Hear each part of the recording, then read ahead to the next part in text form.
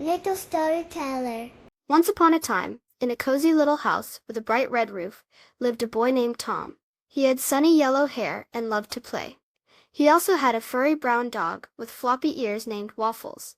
Waffles loved to wag his tail and chase butterflies in the sunny green yard. One sunny afternoon, Tom was playing with Waffles in the yard. Waffles was happily sniffing a bright red flower. Tom thought it would be funny to gently pull Waffles' tail. Waffles looked surprised and let out a little woof. But instead of getting angry, Waffles turned around and gently licked Tom's hand with his warm, wet tongue. Tom giggled. Waffles' tail wagged slowly.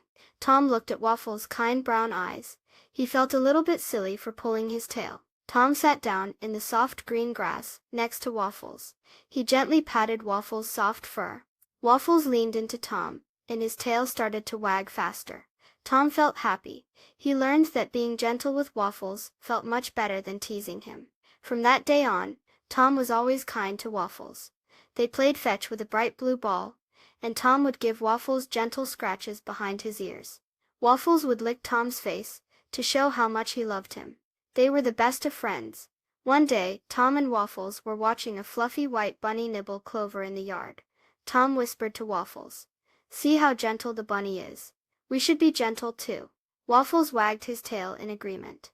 Being kind to animals makes them happy, and it makes us happy too. Please subscribe. Thank you.